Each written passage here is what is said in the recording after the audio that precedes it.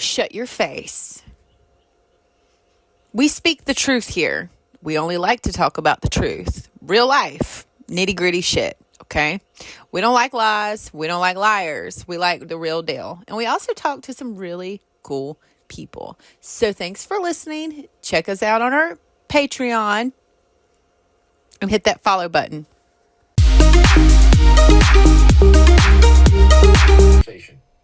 Yeah, no. So we pretty much, it is a good conversation, and it's good to be able to talk to people that have been in the industry a really long time and can kind of give a little bit of insight on, you know, why they are where they are, how they got there, and certain things like that. Because I have found with the horse industry is that we can be a little bit closed off when it comes to new people, and then we also just don't know. And I'm the type of person where I would rather ask and find out for myself than just assume and look like an idiot. So I thought it'd be cool to talk to people and learn more about the business and stuff like that. I obviously am not a breeder. I don't do what you do for a living. I have no idea. I grew up doing 4-H and pleasure horses, and that was it. So it's cool to see how much more, I don't want to say technical, but more professional the horse industry can be, because you have things like what you guys do, and then the whole stallion station thing and the way that all that stuff works. It's just kind of, it's crazy. So how many total stallions do you guys have there now? This year, 2025, we have 33 stallions on our roster. That doesn't mean that they're all physically here. Some of them are deceased, so they're frozen semen only, or some of them are, live in international, Europe or Australia, and we actually are the distribution hub here in the U.S. Some are continuing to show, so they're here sometimes not. But we have 22 that are here all year round, and then some that come here part season and then leave. So, but we represent 33 currently. Oh, wow. Okay. Now, back to the Australia and Europe thing. So you are going to go to Australia this year, right? Uh, And you've already been 4 times? Oh no, I've been 20 times. You did the I've finals 4 times. I've competed there 4 times. Yeah. Got you. I apologize. Okay, cool. No, it's okay. We had a guy on here who was from Australia, and he said there's no sales tax down there. And when he got to the United States, it was hilarious because he said he went into the grocery store and saw whatever it was, like a gallon of milk for $3, and so he went to go buy it for $3, and the person was like, "No, it's three whatever or four whatever with the sales tax." And he said that he was not used to that, and he was born in Australia but ended up here training horses. What's probably one of the coolest things that you think is the difference between the United States, the way that we do horses, versus some of the other places that you've been? Well, that's a great question. Brazil, it's highly passionate people. It has way less to do with dollars and cents than it does to do with the love and thrill and fun of what they're doing. And they Brazilians are highly passionate people. They're a lot of fun. But they want to win because there's pride behind it. Uh, Oh, cool. and not to say that isn't the way it is here. Of course, it's the way it is here, but to a different degree. It's much more specialized here. It's much more, you know, there's a lot of prize money on the line here. So there's a lot of pressure to do well because it matters, Yeah. and it matters for the reputation of the trainer and for the breeder and for the horse owner, and there's just a lot to it. It's way more, the degree of difficulty is way higher here than it is in Brazil, but they're very, very passionate. Australia, they have, Brianna, they have amazing horsemen. Um, Population of the country of Australia is smaller than the state of Texas. So, they just don't have the amount of people. The geography, the country of Australia is almost as large as the continental U.S. So they have a huge country, but they have less people in an entire country than we do in the state of Texas. I did not know So this. their population is around 24 million. I think we could Google it or AI it real quick, but I think it's around 24 million, and I think there's like 33 million people that live in the state of Texas, but their ratio of people that like horses, are involved with horses, and have horses is probably double the ratio in the U.S. So they're very, very. They have an affiliation for horses, Hmm. both racing and you know they have what they call stock horses over there. If you've ever seen the movie A Man for Snowy River, Oh those are yeah. stock horses, and they're great horsemen. And that there's a huge sport over there called camp drafting. It's kind of a combination between rein cow horse and barrel, I would say, in Yeah. to some degree. I grew up on Uh, those movies, on The Man from Snowy River and The yeah. Return of the Man from Snowy River. Like those are the movies I grew up on. Like that, his whole ordeal is wild. A lot of horse people could never do that. Well, it's one of the best westerns of all time. That's not a western. Yeah, right. It's like one of the staple horse movies ever. Like not even Yeah, John Wayne doesn't even come on that list, which I grew up on those too. But anyways, so you just but but but Australia, they're great horsemen. Some of the best horsemen to ever live have transplanted, have immigrated to the U.S. and kind of added their own stuff here. But uh, just the ratio is, for example, why is Australia a wonderful place for me? Well, the southern, the Australia and Brazil are southern hemisphere, so it's the opposite breeding season. When we're breeding here, it's their winter time. When it's wintertime here, it's their breeding season. So I get to kind of switch focus from the things that we're doing in the US from February through July. It kicks on there from August to January. So oh, that that's that's a cool. fun thing for me as well. Yeah, that is pretty cool. But now back to Germany though. Did you not really like Germany? Oh, I love Germany. Germany's great. Yeah. It's much more of a reining and dressage area than say cutting and cow horses, because they just don't have the herds of cattle that the U.S. has, that Australia has, that Brazil has. Um, I didn't even you think know, about I that. Yeah, it's more of a logistics thing. They just don't have what we have here, and Europe is really small. The state of Texas, I think, fits over the continental, European states, I'm gonna have to countries. Google that. Yeah, it's not very big. So, Yeah. they just don't have the volume of cattle that we have here. The next big area, the next big frontier, once you know, we'll see how things go with politics, but, China has lots of cattle. They have, I think they have the fourth largest cattle herd in the world. And, I didn't you know know, this. which is, we have some. I speak Chinese, and it's fun. We have some Chinese sometimes show up in Fort Worth, and they want to go to a horse ranch, so they kind of Google and they show up here, and they always get shocked when I just start speaking Mandarin Chinese to them. But That's cool. it's hilarious. Sometimes they'll show up with a cowboy hat on backwards, or Ah, that they just went down to the stockyards and purchased, and but they love it once things develop over there and they have more freedom and liberty. That cowboy way of life is very attractive. And this is a passion thing, and yeah. the people that have that bug, they'll sacrifice anything to keep going with it. How long did it take you to learn Chinese? I lived in Taiwan for 2 years, being a church missionary. So it was my dedicated focus for 2 years of my life, and that's where I learned the language and got to love the Chinese people. I mean, Taiwan is not the mainland communist China. The Taiwanese people are very, very free, and but it's the Chinese culture, and Yeah. that's where I learned Chinese. Oh, I thought Korea was the more communist ordeal, and Korea and China are separate. I thought China was good.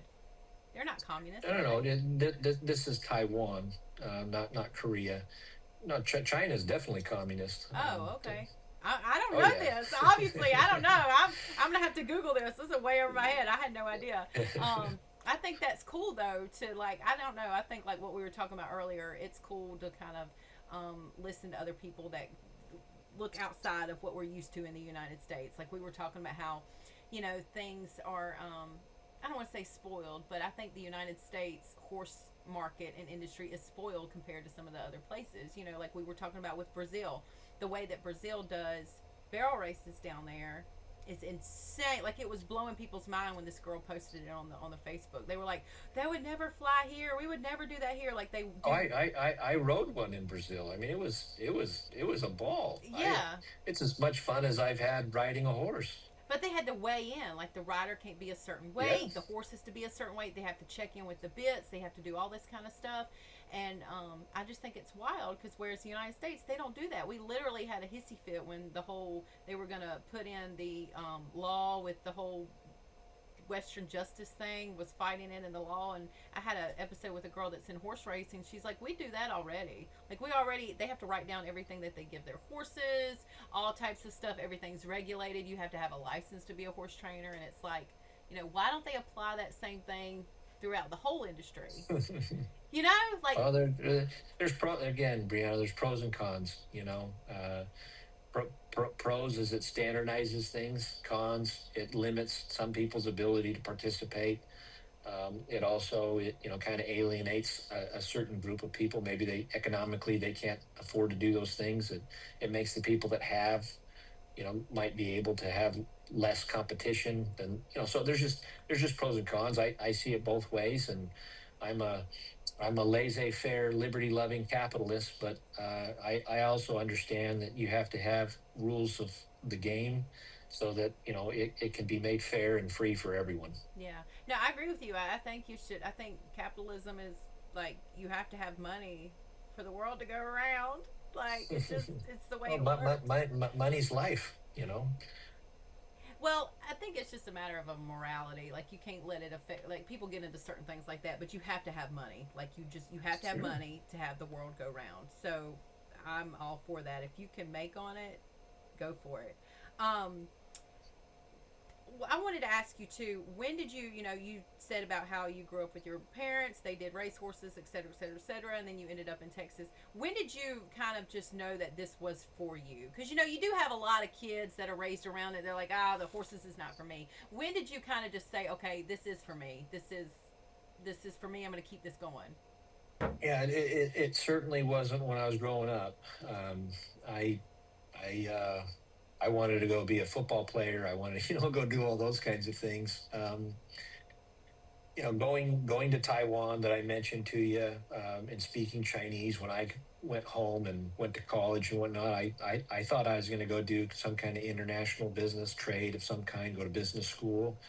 But when my dad got that cutting horse and I started to participate with that changed my thought process. It brought me back down to my roots of horses and the things that I experienced as a kid, being a quote unquote slave labor. I mean, my parents were the best people on planet Earth, uh, but they would put us to work and it taught us how to work, and I'm very very grateful for that. But and then they he got me involved in working for him as a bookkeeper and an accountant, and that kind of started to help me understand things, from, accounting is the language of business. And I started to kind of see that side of it. But he gave me opportunities. There's five kids in my parents' family, and I'm the youngest of five. But, however it worked out when they decided they wanted to sell, we tried to figure out how to, their five kids purchased the family business and his brother who had worked for him for 30 plus years. So six people trying to buy this, asset. And we just couldn't figure that out. And my wife and I said, we're either going to buy all of it or buy none of it. And that ended up being what happened. But, to answer your question, when did I know that this is what I wanted to do? Not until I got in the heart and soul of it, and I found out that I'm an entrepreneur by heart. Mm-hmm. Um, you know, I have other business interests. This is by far the most important one to me. But whether it would be horses or ice cream, I would be in business. Um, but I found out that I have knowledge. I have a reputation. People trust me and the things that we do, and we have a track record, and I'm passionate about it. So again, when it comes back to don't take advice from somebody that doesn't make a living doing it. um, you name it, I've done it. and Mm-hmm. I see what works, and I know the pain of when it doesn't work. I mean, Brianna, I'm not going to say that every decision I make is right. I mean, heck no. I've failed more times than I've succeeded, but I've also learned from those things. And breeding horses is, it's just a game of probabilities. There's so many variables that go involved, but it is like you know the stallion, you know the mare, and the stallion's going to contribute half of his genes into the baby, and the mare is going to contribute half of her genes. So you got 50-50, and then you look down the pedigree and you see their grandparents, and you're going to say, okay, 25% grandpa, 25% grandma, 25%, so it's just math, right? You go another generation back and it's 12.5%. And people talk about these things like inbreeding versus line breeding, and I'm sure you've heard that kind of terminology. Brianna, it all means the same thing. you know if a horse shows up multiple times in a horse's pedigree, whether you want to call it inbreeding or line breeding, it's the same thing. I can just add those up and say, okay, that's the probability that that horse's genes are going to be in this baby. But my parents had 5 kids, I have 5 kids, same sire, same dam. Why did they get 5 different results? Well, genetics are complicated. you know when that sperm enters that egg and meiosis starts to occur, half of the genetic material that dad gave and half the genetic material that mom gave disappear, and it's the stuff that's left over that lays down the dominant recessive genes. So that's when you can have two full siblings. They can they can look different, they can act different. There's going to be similar traits. I mean, there's no doubt about it. But you start to try to, uh, through animal husbandry and mating selection, you can give yourself advantages. And Mm-hmm. that's the passionate thing I have about horses. I like showing cutting horses, but it's not what my passion is. My passion is mating selection. My passion is seeing that foal hit the ground, whether I own it and I sell. I mean, they're all sold basically. I get to then watch that horse's journey, and but I was the creator. I I got to it was my decisions that made that possible. That's really what I am passionate about, Mm-hmm. and having that be a business that I get to be involved with every day, and share that passion with other people. It's deeply rewarding to me. Um, Do of course, you? I want to grow and scale and do all the entrepreneur things that people, but there's a limiting factor. You ask me how many stallions I stand 33. That's too many, you know. But this great customer has this horse and wants to do this. I mean, should have fewer, but there's reasons why, and I can defend my reason, my rationale all day long. But you want to do the best you can with the amount of time you have and the people that are around you. Right. I was going to ask you, do you think it's more exciting to know what the baby's going to be versus kind of back in the old days? I hate to say it like that because I'm only 40, but back in the 90s and 2000s when it was a surprise, do you think it's better to have it so pre-calculated and so like laid out that you can pretty much just know exactly what's going to happen versus kind of being surprised? Do you think that that's taken away that? It's your money, it's your asset, it's your stock. You should do exactly what you want. I mean, I don't want anybody to be upset with what I'm about to say, but it's just my constitution. This is livestock. They're your horses. You can eat them if you want to. So they're yours. I have no say so what you should do with your horses, and by God, you have no say so in what I'm going to do with my horses. Now, I Right. treat my horses really, really well, you know, but they're mine, and keep your opinions to yourself because I don't care. But to answer your question, um, I have 5 kids. My wife demanded that she knew the sex of the first four. And I said, honey, it's my turn and I want to be surprised. So that fifth one, that surprise, that was pretty fun. Yeah. But did I support her in wanting to know the sex and all that stuff of the first four? Absolutely. I mean, Yeah. she's always right. I'm, right sometimes, but Yeah. that was Happy more wife, fun to happy me. life. But I will never buy into gene manipulation. I will never buy into ordering a horse's genes on a catalog and saying that, I'm going to manipulate that takes the husbandry out. That takes the that will just, to me, that will be the death knell of, you know do is that going to happen? Probably, but I will never adhere to that. I like I do a lot of the advanced repro stuff, Brianna, where we're talking about, like, for human women, it's called in vitro fertilization. For horses, it's called aspiration and ICSI, which is single sperm injection. I have a whole inventory of frozen embryos, for example, 65 to date, and I hope to continue to get more.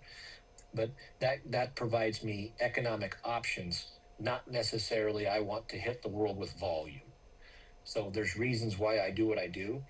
Um, but I genuinely believe that the best thing for any breeder is for you to have options, for you to be able to make decisions.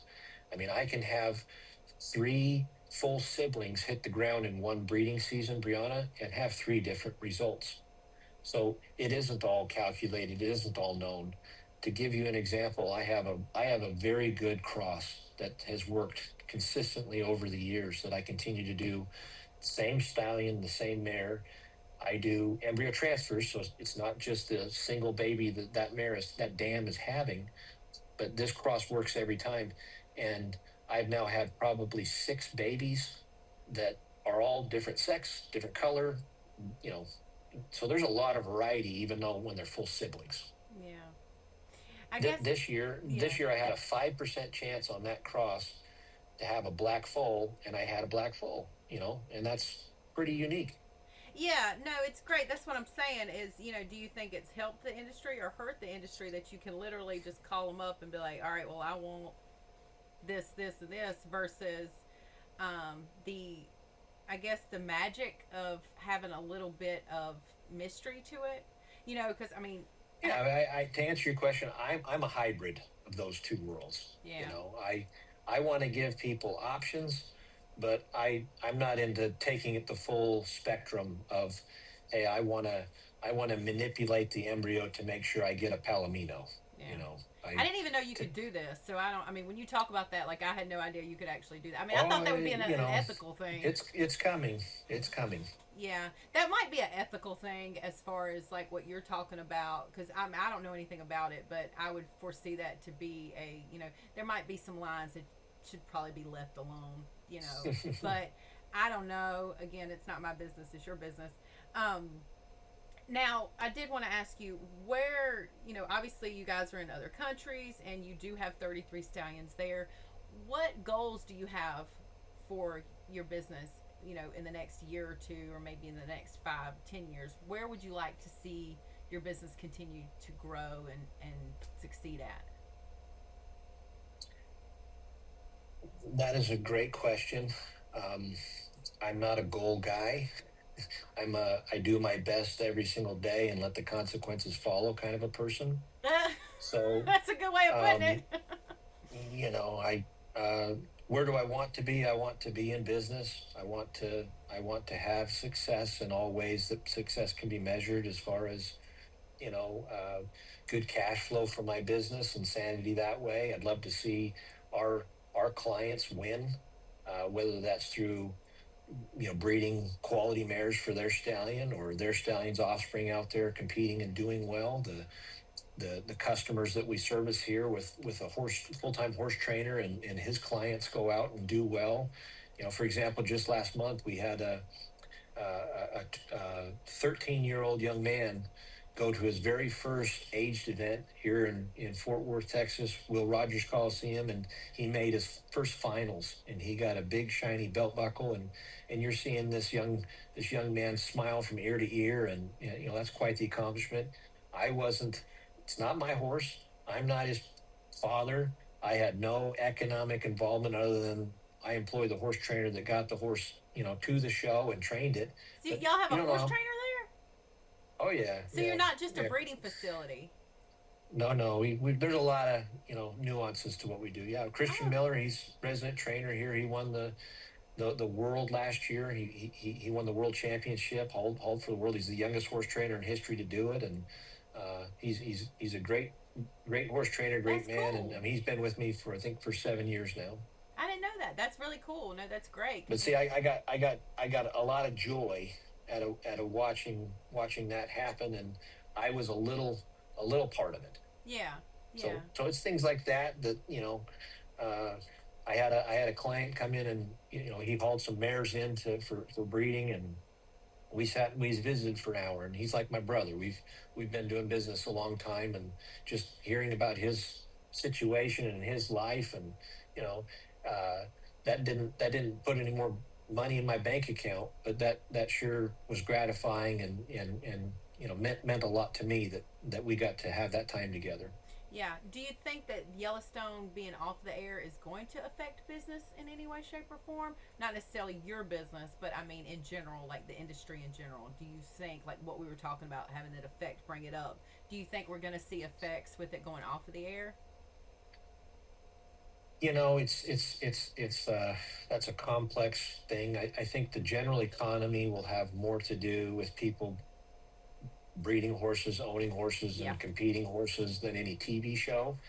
But I'm immensely grateful for the TV show bringing awareness to Western heritage, to the cowboy way of life, to the possibilities of what can happen with selling horses for lots of money. I mean, uh, the Taylors. They were a couple that he was a logger in Oregon, and he had $17,500 to go buy a yearling horse in the Kentucky Keeneland sale, and this was back in the 70s, and he bought a horse that he named Seattle Slew, Mm. and Seattle Slew went on to win the Triple Crown and was one of the premier breeding stallions of all time. And he was at one time syndicated for $50 million. And Mickey Taylor's famous quote was, "I don't think I'll ever have to chop down another tree." Nah. Now, Brianna, it's things like that have happened, do happen, that gives any person with this horse passion fuel that it can happen for them too. Now, the odds of it happening are very, very low, but have I ever won the NCHA Futurity? No. Am I going to continue to try? Yes. You know, have Yeah, I but ever that purse done? ain't isn't the Triple Crown. Like race horsing is a completely different ball game than your average. I mean, I hate to say average, but like the money that you can win with horse racing is in a whole nother caliber that'll never be touched. Like the Kentucky, like all of that area out there, that's in its own little world. I'm talking about, like seeing pleasure shows go from 20 to 30 folks to now 100 and plus. You see random people that never owned a horse before spending $20,000 on a 5 or 6 year old that's trained. You see all these trainers and stuff. The show did affect the industry in massive ways because it brought eyes that have never seen a horse into it, which brought more money into an industry that didn't see it. Because horses only 1.2 million people in the United States own a horse. It's 334 million in the entire United States. Just to put it into perspective for you. So that's what I'm asking. Do you think that the industry is going to kind of come back down after that hype, take the economy out of it, or do you think that it just went up and it's going to stay? Well, on the economic level, I think that there's going to be correction. So I don't think that it's going to have a dive, but I think there'll be a correction in those kinds of values. Like you said, somebody buying a pleasure horse that you know they spent $20,000 on Right. it because there was high competition at the time. But I don't think that horse is going to drop down to $10,000. I think there'll be a correction that it might be 17.5 or 17 or 16 or something like that. And I'm not even saying that that's an overall bad thing. Yeah. I don't like bubbles. I don't like inflation. But I'm not. I don't see anything on the horizon that's going to change uh, horses going to shows, people owning them or breeding them, unless we have nuclear war. And if we have that, who gives a crap about anything else? So, you know, um, I think there's going to be changes because that TV show's no longer here. maybe, but not to the degree that it's going to be like, industry changing or anything like that. Yeah. Yeah, I think it's probably got its height. It'll come back to normal. Hopefully, But anyhow, now one last thing I kind of wanted to talk to you about was, do you think that the breeding industry is? Do you think that all of the new things that come into the breeding industry, like the embryo transfers and the ICSI, I think I've been saying it wrong, but ICSI or whatever, do you think that that is something that needs to stay exclusive to certain people, or do you think that's something that should be available to all breeders in all places that kind of do what you do? Do you think that because it's growing so much and a lot of people want it and it's very, attractive to people, like what we were talking about, if you want to buy a horse and you want to invest in the horse industry, it'd be nice to be able to know exactly what you're going to get as far as that product, that foal is concerned. Do you think that that's something that should be available to all the people within the industry that are coming up, or do you think it should be something that should stay exclusive to certain people that kind of know what they're doing? So I'd like to, ask you some follow-up questions to understand exactly where you're coming from. Are you saying like a registry making it accessible to everybody, that they're going to allow the foals to be registered? Or are you saying, uh, like economically, the cost to do it is so much lower that more people can afford to do it?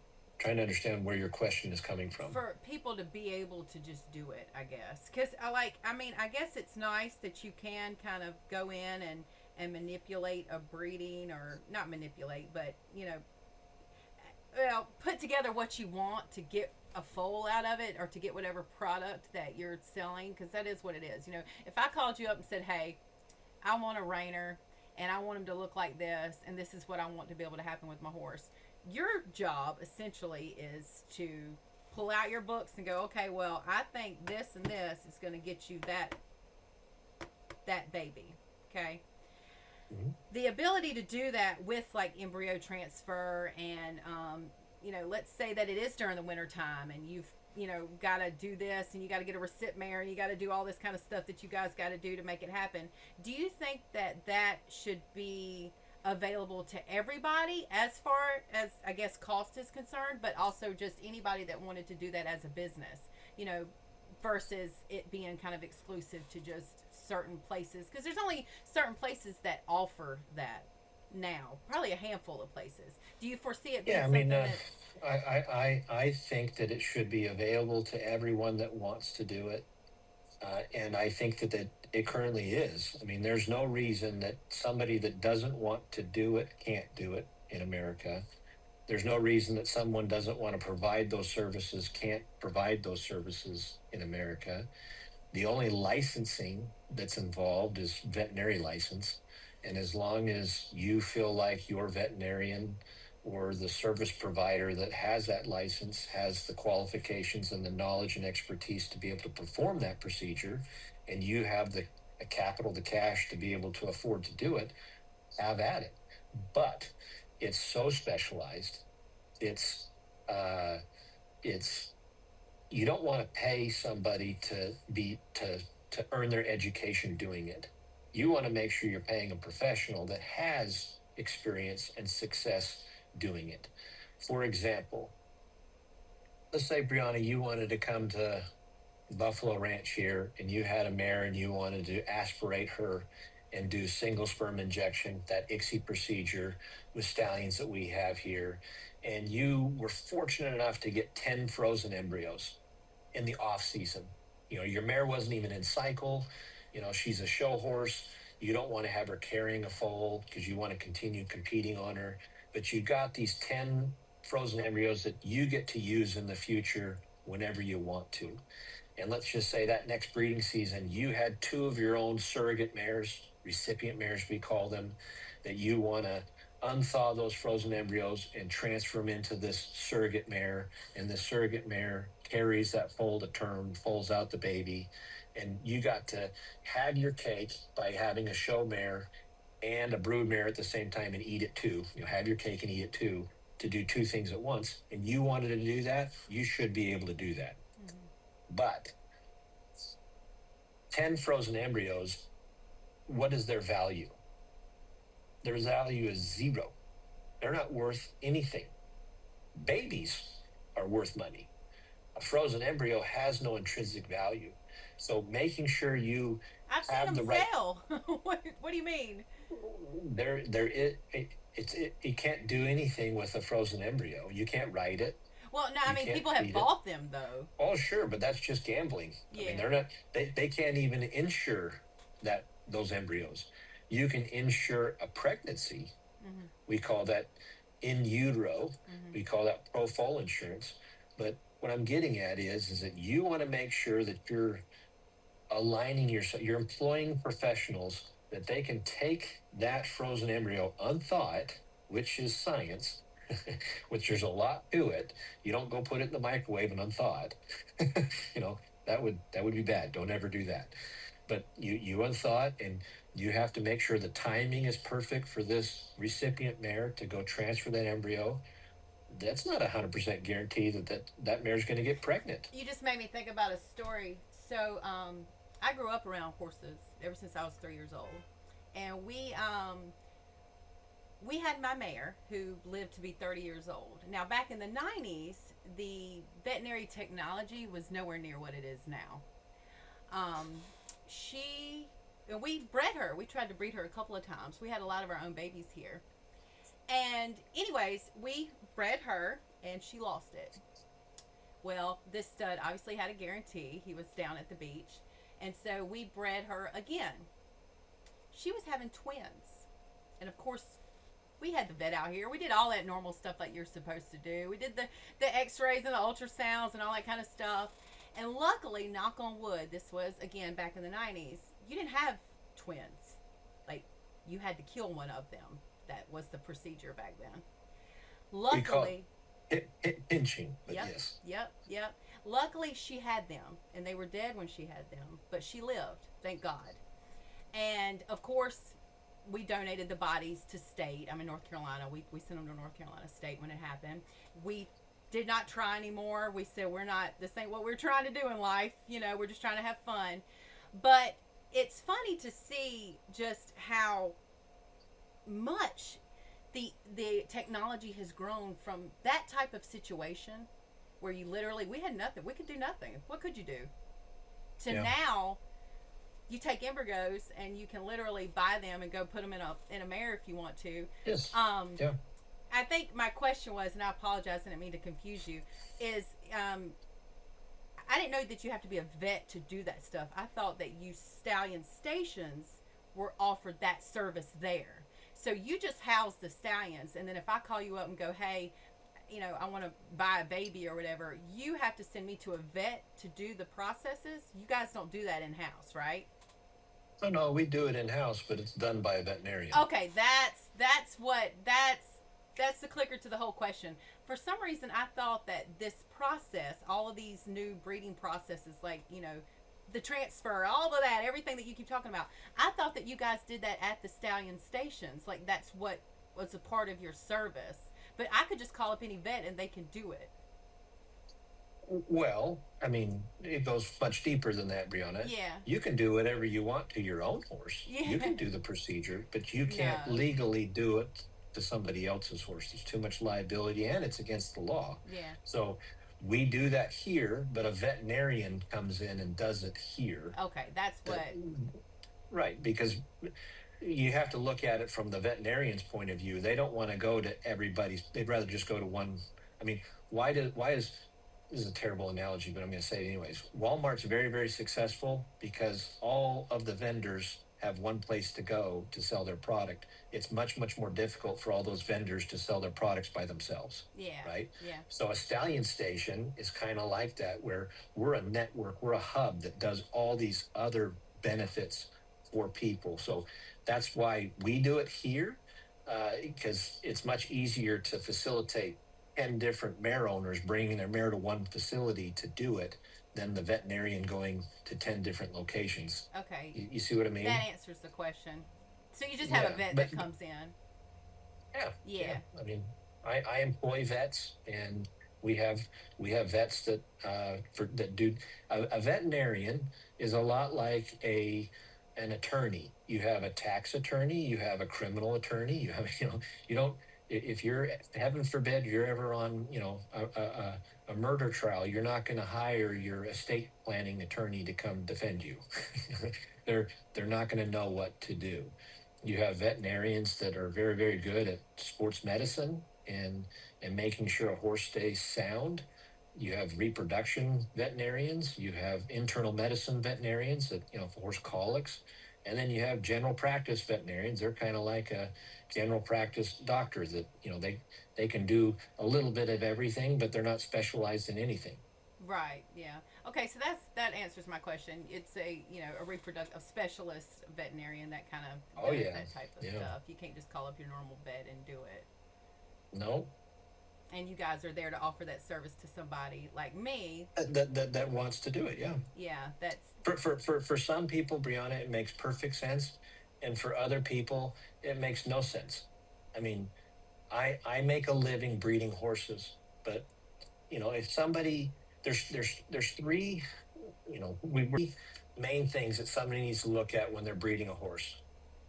We talked about genetics, the pedigree of a horse. Certain bloodlines complement other bloodlines and produce certain traits that are good for that horse sport: cutting, barrel, roping, whatever, racing, that they're highly specialized to do those things. I mean, a thoroughbred racehorse is going to run really, really fast, and a Clydesdale is going to pull a really heavy load. And they're you not would going think to, that's common sense, but for some people it's they're, not. they're, it's not going to go the other way around. So, genetics, right? Yeah. The second leg of a three legged stool is phenotype. You're trying to produce an individual to do a certain job. So if you want to have a horse run a mile, it's going to look like a thoroughbred. If you want a horse to cut a cow and be that equine gymnast that can get low center of gravity and turn on a dime and do all those amazing things that cutting horses can do, it's going to look like a little gymnast. And so on. This phenotype, the things that we can see, what they look like, what their temperament is, color, height, build, all those things. So that's the second leg of a stool. And the third leg is economics. I mean, if you have a mare that's Sorry about that. That was my dad. that's okay. I have one of those too. Yeah, so he's 80 something, little 80 and years old, and so I try to not miss out any time that he happens to stop by here. Oh, good. Yeah, but no. So all of the stuff that you're talking about is pretty common sense. I do understand that some people may think they could take a dressage horse and put it in a cutting ring, but they'll be sadly going to be disappointed if that's the case. But you do have people that will argue that with you. They will literally argue with how come my 14 hand can't jump a 3-foot fence, because it's not made to, Karen. That's why.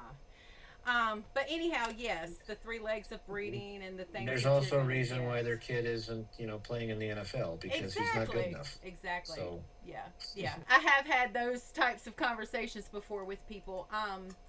I think that's admirable to be able to do that and keep it business and not bring emotion into it. But you are right, some people can. And I think that's why it's really hard to differentiate that line sometimes when you're dealing with people in the horse industry, because they do look at it as emotional. It's their baby, not just money, but it's their baby. And, some people can get emotional about it and some don't. and there's nothing wrong with that. Yeah. But from my point of view, you're actually doing your horse a disservice if you can't provide what it needs to be successful. Yeah, no, I agree with you. The same people that look at it as a baby are the ones who, end up getting hurt. It's a 1,000-pound animal. So, Yeah. it is what it is. You just gotta, it is what it is. But I appreciate you taking the time to talk to me. It was really nice to meet you. Yeah, likewise. Alexis is a sweet girl. Yeah, she is. Yeah, she's a integral part to my team, and she's like my little sister, and I love her and glad she's here. Yeah, we did those blankets for whoever two of them are. She was really sweet. Yeah. Well, his name is Shank, and he's out from your way. So. Oh, really? Yeah. He lives in South Carolina. At Creek Plantation? Uh, well, they were another client, but Home Place Land and Cattle, real close to Creek Plantation. We had a CP mare by accident once somehow, and we were like, "What's this brand?" And they told us what it was or whatever. They were really nice folks. Like I sent them a Oh, they're great. picture. Yeah, they were Yeah. really cool. That's the only one I know The that's more around here.